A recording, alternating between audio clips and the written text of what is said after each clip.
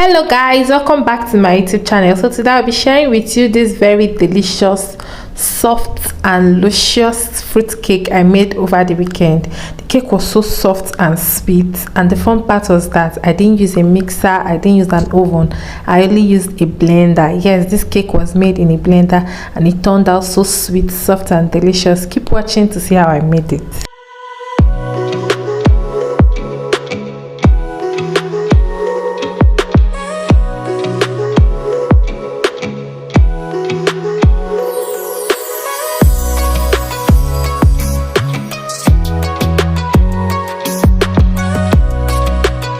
So for this recipe, I'll be using about 2 cups of flour. I'll measure that out into a sieve with tiny mesh, and I'll go ahead now and sift it.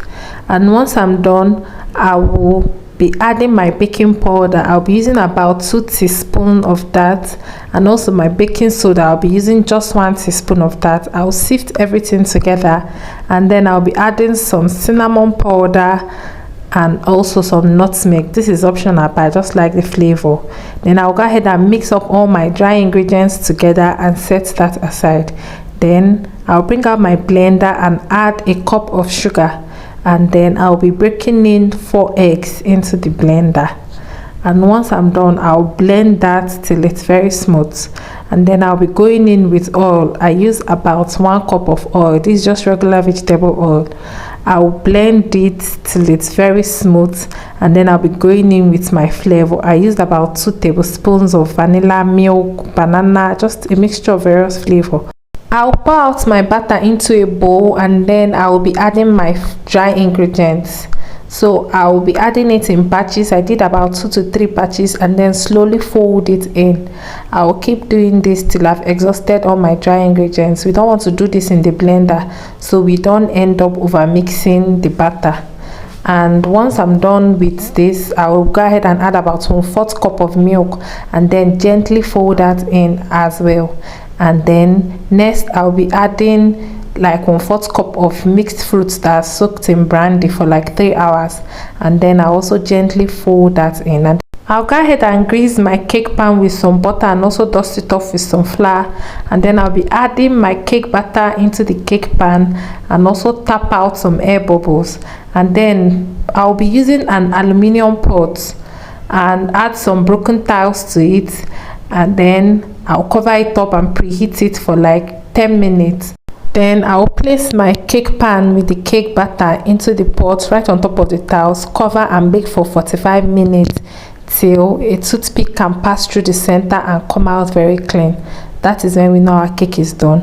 I'll take it out and place it on a cake board to cool, and our cake is ready. Simple, easy peasy, 5 minutes, you are done.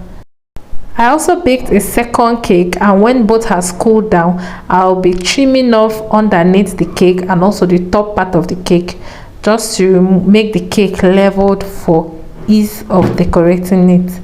And I'll also level the top as well.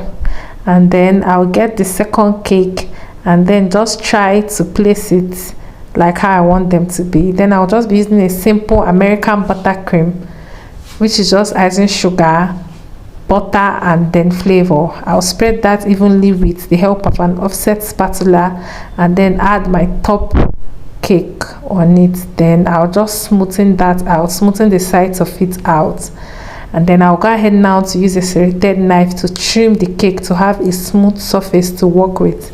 So once I'm done, I'll clean that up and just do my thing with my spatula and also my scraper. I'll scrape everything to be smooth. I'm aiming for a semi-naked finishing. So this is the first stage of icing a cake. That's the crumb coating, but that's just where we'll stop for this, because this is just the cake we eat at home. So once I'm done smoothing out everything, I'll use my scraper to also fill in the holes that my spatula to fill in the holes that the scraper has made while it was smoothing out everything. I'll go in again with the scraper, and then once I'm done and it's smooth enough, I'll be adding some flowers for decoration, just to take fine pictures.